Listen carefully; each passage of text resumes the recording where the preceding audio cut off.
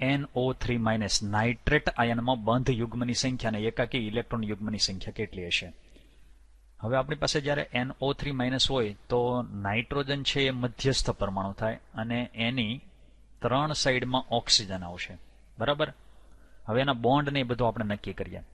અત્યારે આપણી પાસે 4 પરમાણુ છે. કેટલા છે? 4. બીજું, ચારેયને જો તમે અષ્ટક આપો એટલે કે 8 ઇલેક્ટ્રોન કરાવો, તમે બધાને સ્થિરતા માટે અષ્ટક કરવું જરૂરી, એટલે 32 ઇલેક્ટ્રોનની જરૂર પડે. યાદ રાખજો આ સ્ટેટમેન્ટ. જેટલા પણ આપ્યા હોય એના ગુણ્યા 8 કરી અને કુલ ઇલેક્ટ્રોન પેલા મેળવી લો તમે. બીજું, આપણી પાસે અત્યારે મોજૂદ ઇલેક્ટ્રોન કેટલા? સંયોજકતા ઇલેક્ટ્રોન કાઉન્ટ કરવાના. જેમ કે નાઇટ્રોજન છે તો એની છેલ્લી કક્ષામાં 5 ઇલેક્ટ્રોન. ઓક્સિજન 3 છે. ઓક્સિજન અહીંયા 3 છે એટલે 6 ગુણ્યા 3 થાય ને. ઓક્સિજનની છેલ્લી કક્ષામાં 6 ઇલેક્ટ્રોન હોય. 6 તેરી 18 થાય. અને પ્લસ આ -1 બતાવ્યું છે એટલે 1 ઇલેક્ટ્રોન બીજો પ્લસ કરવાનો, એટલે 18 ને 19 ને 20 અને 4 24 ઇલેક્ટ્રોન થશે. બરાબર? હવે આ બેનો ડિફરન્સ તમારે લેવાનો. ડિફરન્સ કરો એટલે 8 ઇલેક્ટ્રોન આવે. હવે જો 2 ઇલેક્ટ્રોનની જોડ તમે બનાવો, 2 ઇલેક્ટ્રોનની જોડ, તો ટોટલી 4 જોડ બને અને એને આપણે કહીશું બોન્ડ પેર, એટલે કે બંધન ઇલેક્ટ્રોન યુગ્મ. કેટલા થશે? 4 થશે. અને આપણને અહીંયા જે પૂછ્યું છે બંધ યુગ્મની સંખ્યા, એ પહેલા 4 હોય એ અહીંયા બતાવેલી છે, માટે અત્યારે જવાબ ડી થશે. અને એકાકી ઇલેક્ટ્રોન યુગ્મની સંખ્યા 0 આવશે, એ પણ આપણે ફાઇન્ડ આઉટ કરીએ. અત્યારે બોન્ડ પેર કઈ રીતે મેળવે ખ્યાલ આવ્યો તમને? નંબર 2. હવે આપણે શું કરવાનું છે? લોન પેર મેળવી લઈએ. બોન્ડ પેર કેટલી થઈ? 4 થઈ એટલે આપણે ધારો કે અહીંયા પેલા એક બોન્ડ પાડી દઈએ, એટલે 3 બોન્ડ થયા અને ચોથો બોન્ડ અહીંયા પાડી દઈએ, એટલે આ ડબલ બોન્ડ, અહીંયા સિંગલ થયો. પછી આપણે લોન પેર મેળવીએ. લોન પેર એટલે અબંધકારક ઇલેક્ટ્રોન યુગ્મ. હવે આ 24 જે છે એનો અને 8 નો ડિફરન્સ, 24 - 8 કેટલા આવ્યા? તો કે 16 ઇલેક્ટ્રોન. 16 ઇલેક્ટ્રોન ભાગ્યા 2 કરો એટલે તમને લોન પેર મળશે, અબંધકારક ઇલેક્ટ્રોન યુગ્મ, અને એ થશે 8. બરાબર? તો એકાકી ઇલેક્ટ્રોન કોઈ વધતો નથી, બધી પેર બને છે. પેર એટલે યુગ્મ બને. બંધન યુગ્મો 4 થાય છે અને અબંધિત યુગ્મો થાય 8. હવે આપણી પાસે લોન પેર 8 છે, તો એને કઈ રીતે બતાવશું? જુઓ તમે. અહીંયા 2 ઇલેક્ટ્રોન એટલે 4, 4 ને 2 6 ને 2 8 થયા. અહીંયા એક પેર છે, આ બીજી, આ ત્રીજી ને આ ચોથી, એટલે 4 પેર પૂરી. અહીંયા એક પેર છે, બીજી, ત્રીજી અને ચોથી. બીજી વાત કે આ નાઇટ્રેટ આયન હતો એમાં આપણે 1 ઇલેક્ટ્રોન પ્લસ અહીંયા કરેલો એટલે માઇનસ ચાર્જ બતાવી દઈએ, તો આ એનું સ્ટ્રક્ચર થશે. અને લોન પેર 8 આપેલી જુઓ, 1 2 3 4 5 6 7 8 આ રીતે થાય. માટે જવાબ પરફેક્ટ આવશે. NO2+, NO3- અને NH4+ માં નાઇટ્રોજનના સંકૃત કક્ષકોની શક્યતા કઈ? એટલે આપણે સંકરણ મેળવવાના છે. એના માટે તમારે ટ્રીક આપણી સંકરણની વાપરવાની. નાઇટ્રોજનની છેલ્લી કક્ષામાં કેટલા ઇલેક્ટ્રોન આવશે? 5. ઓક્સિજનની છેલ્લી કક્ષામાં 6, પણ એવા 2 છે એટલે 12. અને બીજું કે પ્લસ છે એનો મતલબ 1 ઇલેક્ટ્રોન ગુમાવ્યો છે એટલે -1 કરો. તો અત્યારે આપણી પાસે ઓલ ઓવર 12 ને 5 17 માંથી 1 જાય એટલે 16 ઇલેક્ટ્રોન છે. હવે અહીંયા NO3, નાઇટ્રોજન પાસે છેલ્લી કક્ષામાં 5 ઇલેક્ટ્રોન, અહીંયા ઓક્સિજનની છેલ્લી કક્ષામાં 6 ગુણ્યા 3 કરો એટલે 18 થાય, અને પ્લસ એમાં 1 એડ કરી દો તો તમારી પાસે ટોટલ ઇલેક્ટ્રોન થશે 24. અહીંયા નાઇટ્રોજનની છેલ્લી કક્ષામાં 5 ઇલેક્ટ્રોન, હાઇડ્રોજનની છેલ્લી કક્ષાના 1 એવા 4, અને 1 ઇલેક્ટ્રોન ડોનેટ કર્યો તો અહીંયા ટોટલ ઇલેક્ટ્રોન 8 થાય છે. હવે આપણે ભાગાકાર કરવાનો છે, તો અહીંયા 8 કરતા મોટી રકમ છે એટલે 8 વડે ભાગાકાર કરો. 8 કરતા મોટી રકમ એટલે 8 વડે ભાગાકાર કરો, અને 8 કે નાની રકમ હોય તો 2 વડે ભાગાકાર કરો. તો અહીંયા આવશે 2 એટલે 16 થઈ જશે, અહીંયા આવશે 3 એટલે 24 થઈ જશે, અને અહીંયા આવશે 4 એટલે 8 થઈ જશે. બરાબર? શેષ 0 થવી જરૂરી છે. નંબર 2, આપણી પાસે અહીંયા 2 જવાબ આવ્યો છે એટલે 2 કક્ષકોનો યુઝ થાય, એટલે 2 કક્ષકો અનુક્રમે S અને P હોય.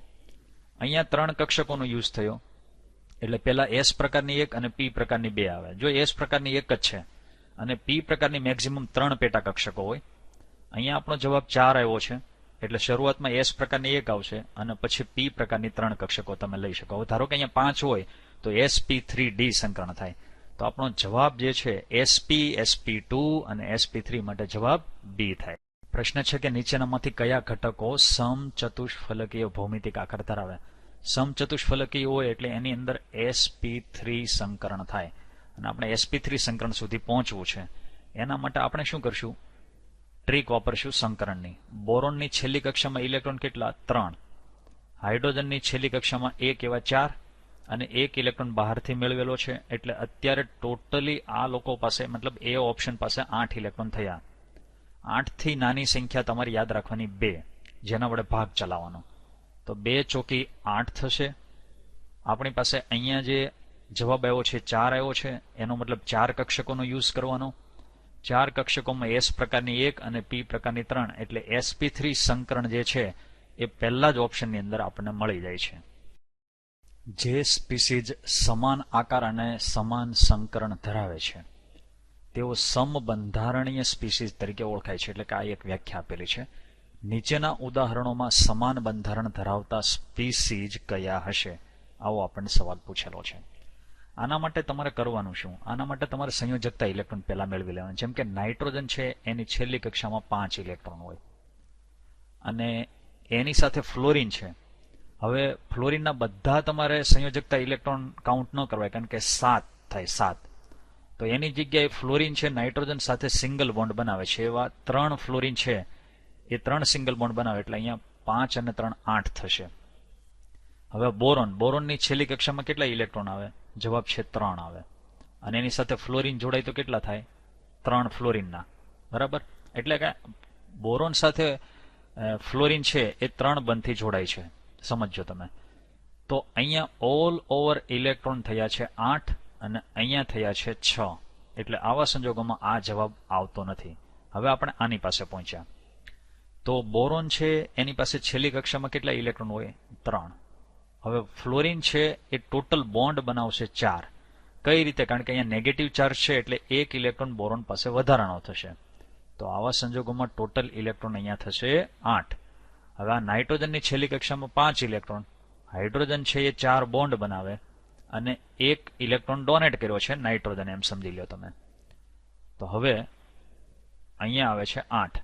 તો આ બંનેના ઇલેક્ટ્રોન સરખા થાય છે, માટે જવાબ આવે છે બી. માની લો કે આપણને એમ થાય કે એનું સંકરણ પણ આપણે શોધવું છે, તો કઈ ટ્રીક અજમાવશું એ જુઓ. સંકરણ માટેની એક ટ્રીક છે અને એ આપણે અજમાવવા જઈ રહ્યા છીએ. તો બોરોન છે એની છેલ્લી કક્ષામાં કેટલા ઇલેક્ટ્રોન? 3 છે. ફ્લોરિનની છેલ્લી કક્ષામાં 7. 7 ગુણ્યા 4 કરો એટલે 28. 28 હું અહીંયા લખી નાખું અને -1, મતલબ એમાં 1 ઇલેક્ટ્રોન એડ કરવાનો. તો અત્યારે તમારી પાસે ઇલેક્ટ્રોન થયા છે 32.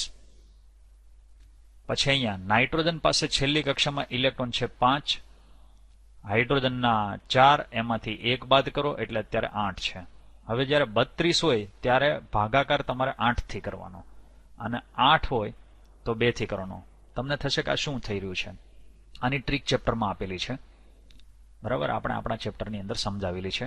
પણ ફરી એક વખત, જ્યારે પણ તમારી પાસે આ આંક છે એ 8 આવતો હોય કે 8 થી નીચેનો આવતો હોય તો 2 થી ભાગાકાર કરવાનો. પણ 8 થી ઉપર થાય એટલે તમારે 8 થી જ ભાગાકાર કરવાનો. જેમ કે અહીંયા સરવાળો 32 થયો છે તો 8 થી ભાગાકાર કરવાનો. એટલે 8 ગુણ્યા 4 કરશો એટલે 32. અહીંયા શેષ પૂરી થઈ ગઈ. તો અહીંયા તમારી પાસે આવ્યા છે 4. એનો મતલબ 4 કક્ષકોનો યુઝ થાય છે. એ અનુક્રમે S પ્રકારની 1 અને P પ્રકારની 3. એટલે આમાં sp3 સંકરણ થાય. અને અહીંયા તમે ભાગાકાર ચલાવશો તો 2 ગુણ્યા 4 કરશો એટલે 8 થશે. એટલે અહીંયા પણ આપણા હાથમાં 4 કક્ષકો આવે છે એટલે sp3 સંકરણ થશે. તો આ બંનેમાં સંકરણ સરખું થશે. પ્રશ્ન છે કે નીચેનામાંથી કયા અણુ અથવા આયનના બધા જ બંધ સમાન નથી?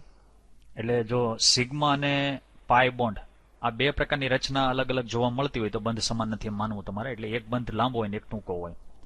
હવે XeF4 ઝેનોન છે તો એની છેલ્લી કક્ષામાં 8 ઇલેક્ટ્રોન છે અને ફ્લોરિનની છેલ્લી કક્ષામાં 7. 7 ચોકી 28 ઇલેક્ટ્રોન ટોટલી થયા. તો અહીંયા ટોટલ ઇલેક્ટ્રોન આપણી પાસે કેટલા આવ્યા? 36. હવે આપણે સંકરણની ટ્રીક કામે લગાડી દઈએ. આને તમે 8 વડે ભાગાકાર ચલાવો એટલે 8 ચોકી 32 થશે. શેષ 4 બચી. હવે આવા સંજોગોમાં તમારે રિપીટ 2 વડે ભાગાકાર કરવાનો અને અહીંયા સરવાળો કરી નાખવાનો.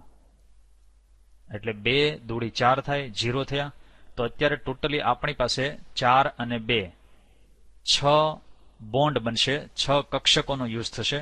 જેમ કે sp3d2, યા તો આ પ્રકારનું સંકરણ થાય અથવા તો d2sp3 પ્રકારનું પણ સંકરણ થાય. તો હવે આવા સંકરણમાં 6 બોન્ડ ની આવશ્યકતા હોય. જેમ કે આ ઝેનોન છે, બોન્ડ પણ તમારી સામે આપણે અહીંયા બતાવી દઈએ, આનું બંધારણ. તો એની સાથે તમારે 4 ફ્લોરિન છે એ આવી રીતે આમ મૂકવાના થાય, રાઈટ. 4 ફ્લોરિન આ સમતલીય સમચોરસ શેપ બનશે અને બાકીની 2 અહીંયા લોન પેર બચશે. તો આ 6 બોન્ડ બની ગયા છે. એમાંથી આપણી પાસે પરમાણુ તો 4 જ હતા, એ 4 અહીંયા ગોઠવી દીધા, બાકીની 2 લોન પેર બચે છે. ઓકે, ચાલો બીજી વાત. હવે અહીંયા Bf4- છે.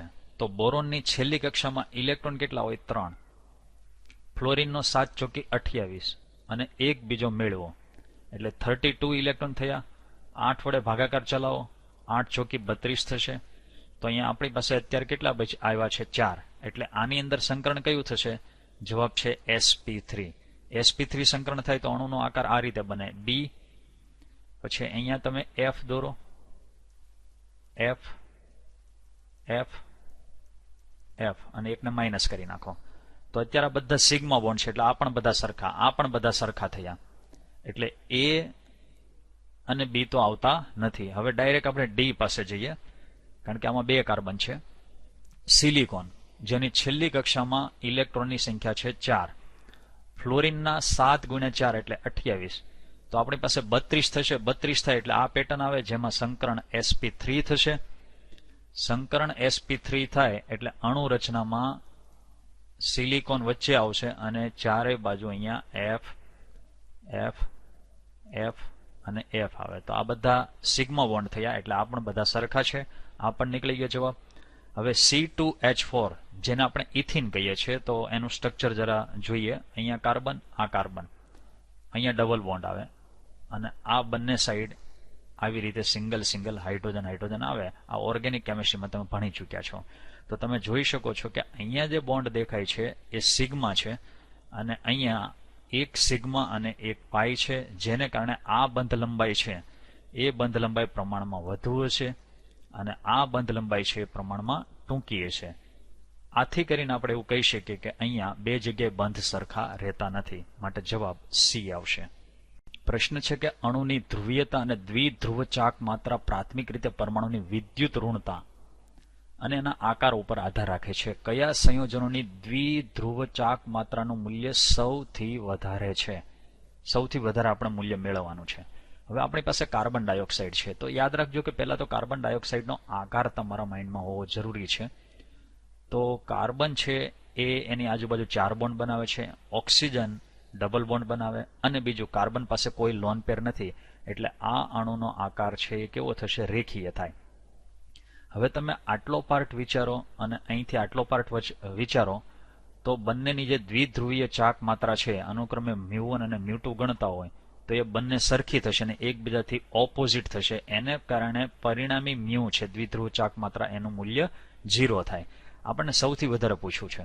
હવે તમે અહીંયા આવ્યા છો HI પાસે, તો H બોન્ડ I થાય.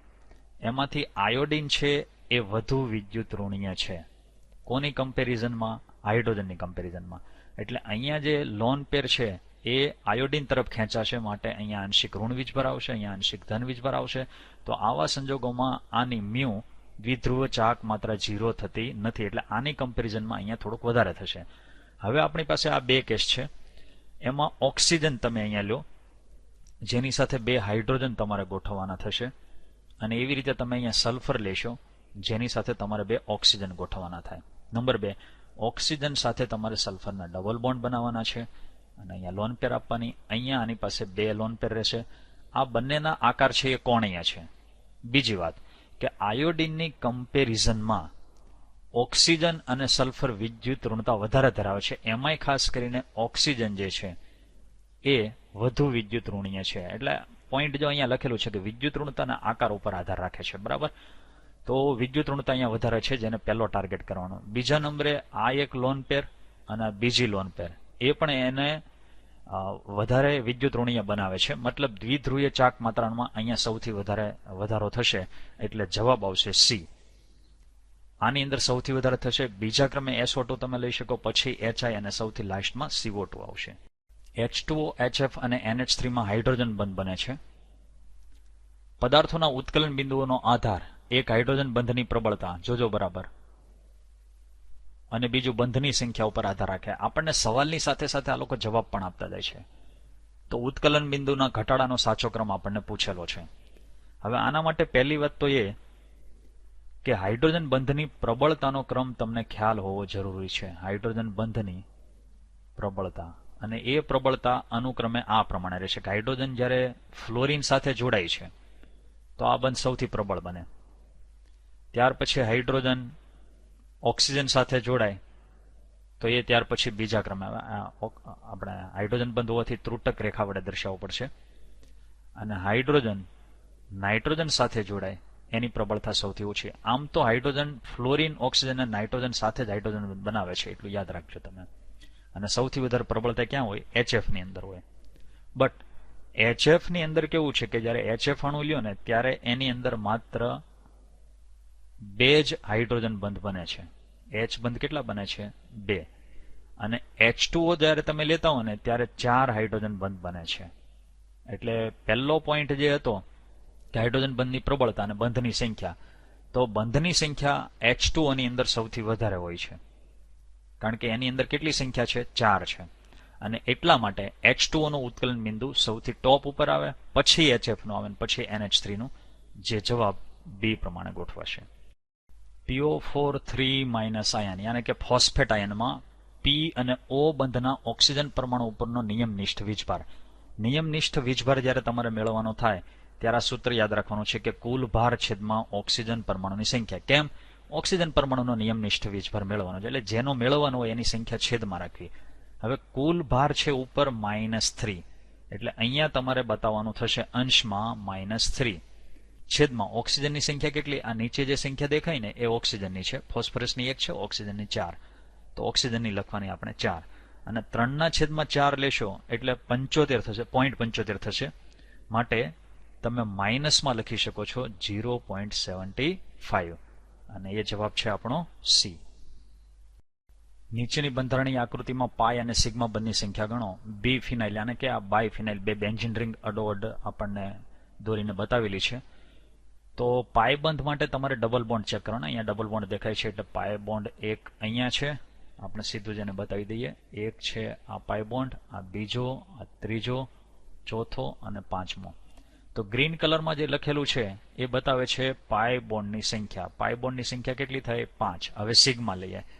સિગ્મા સિંગલ બોન્ડ છે, એટલે અહીંયા 1, આ 2, 3, 4, 5, 6, 7, 8, 9, અહીંયા 10, 11, 12, આ 13, અહીંયા 14, આ 15, આ બાકી રહી ગયેલો 16, અહીંયા 17, પછી આપણે અહીંયા 18 અને આ 19. તો સિગ્મા બોન્ડ આપણને કેટલા મળ્યા? 19. તો 5 અને 19 જવાબ થાય, માટે જવાબ આવશે સી. પ્રશ્ન છે કે નીચેના કયા પદાર્થોમાં હાઇડ્રોજન બંધ સૌથી વધારે પ્રબળ છે? હાઇડ્રોજન બંધની સૌથી વધારે પ્રબળતા અનુક્રમે ફ્લોરિનમાં હોય, ત્યાર પછી ઓક્સિજનમાં અને ત્યાર પછી નાઇટ્રોજનમાં હોય. જો તમે હેલોજન પરિવાર વિચારતા હો તો ફ્લોરિન ટોપ ઉપર આવે, ક્લોરિન, બ્રોમિન અને આયોડિન થાય. બટ સ્પેશિયલ કેસ જો જોવા જાવ તો આની અંદર ખરેખર તો હાઇડ્રોજન બંધ બનતો નથી, આ 3 માટે. તો અહીંયા હાઇડ્રોજન સાથે કોણ છે? ક્લોરિન, એટલે આમાં પણ બંધ બનવાનો નથી. અહીંયા હાઇડ્રોજન સાથે કોણ છે? ઓક્સિજન, તો ઓક્સિજનને તમે લઈ શકો છો, આને પેન્ડિંગ રાખો. અહીંયા હાઇડ્રોજન સાથે કોણ છે? આયોડિન, એની સાથે હાઇડ્રોજન બંધ બનાવતો નથી. અને હાઇડ્રોજન સાથે સલ્ફર છે, એનો પણ બનતો નથી. એટલે બચ્યું કોણ? H2O. અને બીજા નંબરે આની અંદર હાઇડ્રોજનના ટોટલી 4 બંધ બને છે, એટલે વધારે સ્ટ્રોંગ થઈ જાય છે, ને એને કારણે એનું ઉત્કલન બિંદુ પણ વધે છે. નીચેનામાંથી કયો અણુ અથવા આયન અયુગ્મિત ઇલેક્ટ્રોન ધરાવતો નથી? હવે જુઓ, નાઇટ્રોજન પાસે ટોટલી ઇલેક્ટ્રોન 14, એમાંથી 1 બાદ કર્યા એટલે 14 માંથી 1 જશે, એટલે 13. ઓક્સિજન પાસે 8 ના ડબલ કરો એટલે 16, 16. અહીંયા 16 અને 2 એડ કરો એટલે 18, અને અહીંયા 5 ના ડબલ 10 થાય. બીજું આ બેકી સંખ્યા છે અને આ એકી સંખ્યા છે, એટલે આની પાસે અયુગ્મિત ઇલેક્ટ્રોન આવશે જ, ડેફિનેટલી આવશે. બરાબર, ધરાવતો નથી એ આપણને પૂછ્યું છે, એટલે આ જવાબ આપણો નીકળી ગયો. હવે આ ત્રણ એવા છે કે જેની પાસે અયુગ્મિત ઇલેક્ટ્રોન ન હોય એવું પહેલી નજરે આપણને લાગે છે. પણ કરવાનું શું? પહેલું કામ તમારે એ કરવાનું કે આમાંથી 8 ઇલેક્ટ્રોન ડાયરેક્ટ માઇનસ કરી નાખવાના. ટ્રીક જોજો તમે. 16 જોજો, 8 થી ઉપર હોય ત્યારે જ આ લગાડવાનું. એટલે અહીંયા 8 બચ્યા, અહીંયા 10 બચ્યા અને અહીંયા 2 બચ્યા. ત્યાર પછી તમારે કરવાનું શું? તો કે આ બોરોન મતલબ 14 ઇલેક્ટ્રોન સુધી, જો હું તમને બતાવું છું, યાદ રાખજો તમે, ઇલેક્ટ્રોન 14 સુધી હોય ત્યારે તમારે આ એક આકૃતિ યાદ રાખવાની છે. અને પછી 15 થી વધુ થઈ જાય, બરાબર, તો તમારે આકૃતિ આ રીતની યાદ રાખવાની છે. 14 સુધી આ રીતે અને 15 સુધી. આ શું કહેવા માંગે છે ને બરાબર હવે સમજજે. તો અહીંયા જે તમે આ આકૃતિ જોઈ રહ્યા છો એમાં આ ખરેખર પાઈ 2px છે અને આ પાઈ 2py છે. હવે તમને ખ્યાલ આવ્યો છે કે આ એક ચિતારની વાત થઈ રહી છે અને અહીંયા સિગ્મા 2pz છે. એવી રીતે આ ઉપરવાળું તમે લેશો એ પાઈ સ્ટાર થશે, આ પણ પાઈ સ્ટાર થશે અને આ સિગ્મા સ્ટાર થશે. બાકીના નામ સેમ ટુ સેમ રહેશે. અહીંયા જ્યારે તમે આપો ત્યારે સિગ્મા 2pz થશે, આ પાઈ 2px થાય અને આ પાઈ 2py થાય. જ્યારે અહીંયા તમારે પાઈ સ્ટાર કરવાનું છે, આ પાઈ સ્ટાર કરવાનું છે અને આ સિગ્મા સ્ટાર કરવાનું છે. ઓકે, ચાલો હવે જોતા જઈએ. પહેલા O2 લઈએ, જેમાં 8 ઇલેક્ટ્રોન છે. ટોટલી 14 કરતા વધારે થયા. આ 16 ઇલેક્ટ્રોન ઉપર ફોકસ કરજો, એટલે તમારે આ આકૃતિ પ્રમાણે ચાલવાનું છે. એમાં 8 ઇલેક્ટ્રોન હોય તો તમે 2 ઇલેક્ટ્રોન અહીંયા પૂરશો. જોજો બરાબર, હું અહીંયા સાઈડમાં લખું છું જેથી સમજાય. 2 ઇલેક્ટ્રોન અહીંયા આવશે, પછી આમાં 2 આવશે, આમાં 2 આવશે. બરાબર, ઓલરેડી આપણે ચિતાર જ્યારે દોરીએ છીએ ત્યારે આવી રીતે રાઉન્ડ કરીએ છીએ. હવે આપણી પાસે 2 બચ્યા છે, કારણ કે 8 ઇલેક્ટ્રોન હતા, એમાંથી 2 ઇલેક્ટ્રોન બચ્યા, 6 જતા રહ્યા છે. અને એ આ પાઈ સ્ટાર કક્ષકો દેખાય એમાં તમારે સમાન રીતે વહેંચણી કરવી પડે, એટલે સિંગલ સિંગલ થાય. તો અયુગ્મિત ઇલેક્ટ્રોન ધરાવતો નથી એવું કીધું, પણ આમાં તો ધરાવે છે, આવી ગયો છે, એટલે આ પણ તમારો ઓપ્શન નીકળી ગયો છે. હવે O2-2, તો O2-2 માં કેવું છે કે આ જે રચના દેખાય છે એમાં તમારે 2 ઇલેક્ટ્રોન પ્લસ કરવાના છે, કારણ કે 10 છે. તો પ્લસ કરો એટલે જો નીચે 2 એમનેમ રહેશે, 2 ઇલેક્ટ્રોન, પછી આ પણ 2, આ પણ 2, એટલે આ પ્રમાણે આપણે ગોઠવી દીધું છે. અહીંયા 2, 2 અને 2, 6 પૂરા. ત્યાર પછી આપણે આગળ 4 બચ્યા છે, કારણ કે આપણી પાસે અહીંયા 10 ઇલેક્ટ્રોન છે. 4 બચ્યા એટલે 2 અહીંયા તમે મૂકશો અને 2 અહીંયા મૂકશો. જુઓ આ રચના જે હતી તો આ યુગ્મિત થયા છે, અને હવે આની અંદર કોઈ અયુગ્મિત ઇલેક્ટ્રોન નથી, એટલે આપણો જવાબ છે O2-2. ઓલરેડી આને પેરોક્સાઇડ કહેવામાં આવે છે. જો તમને યાદ રહેતું હોય તો વધારે સારી વાત છે કે રેગ્યુલર ઓક્સિજન હોય છે એમાં અયુગ્મિત ઇલેક્ટ્રોન હોય, એટલા માટે એને અનુચુંબકીય કહેવામાં આવે છે, અનુચુંબકીય, અને આને પ્રતિચુંબકીય કહેવામાં આવે છે. બરાબર, હવે B2 ની વાત કરીએ તો આ 2 જ ઇલેક્ટ્રોન છે, અને એ સીધા જ તમે 2 ઇલેક્ટ્રોન, 14 ઇલેક્ટ્રોન કે એની કરતા ઓછા હોય અને નીચે તમે ગોઠવણી કરશો, એટલે આ આકૃતિ તમારે જોવાની છે. આ આકૃતિ પર ફોકસ કરજો પ્લીઝ, આના ઉપર. તો અહીંયા 1 ઇલેક્ટ્રોન આવશે, 1 ઇલેક્ટ્રોન અહીંયા આવશે. બરાબર, તો સિંગલ ઇલેક્ટ્રોન થાય એટલે અયુગ્મિત થશે, એટલે આ પણ જવાબ આવતો નથી.